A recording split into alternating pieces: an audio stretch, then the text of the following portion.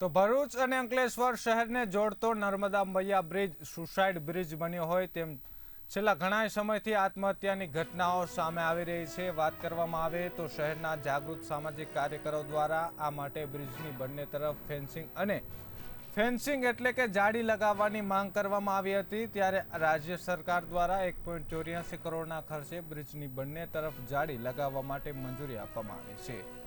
ભરૂચની નર્મદા નદી ગુજરાતની જીવાદોરી તરીકે ઓળખાય છે, પરંતુ ભરૂચમાં નર્મદા નદી પર બનાવેલા નર્મદા મૈયા બ્રિજ લોકો માટે મોતનો વહાલો કરવા માટેનો ઓળખ બની ગઈ છે। આત્મહત્યા કરવા માટે લોકોની પસંદગી બની ગઈ છે। ત્યારે ભરૂચના સામાજિક કાર્યકરોએ બ્રિજની બંને તરફ જાળી લગાવવા માંગ કરી હતી। આપઘાતના વધતા બનાવોને ધ્યાનમાં લઈ વહીવટીતંત્ર હરકતમાં આવ્યું હતું। ભરૂચ માર્ગ અને મકાન વિભાગના કાર્યપાલ ઇજનેર બ્રિજની બંને તરફ રૂપિયા 1.84 કરોડના ખર્ચે જાળી લગાવવા માટેની વહીવટી મંજૂરી વડોદરા માર્ગ અને મકાન વિભાગના અધિકાર ઇજનેર પાસે માંગી હતી। ત્યારબાદ રાજ્ય સરકાર દ્વારા બ્રિજની બંને તરફ જાળી લગાવવા માટેની સૈદ્ધાંતિક મંજૂરી આપવામાં આવી છે।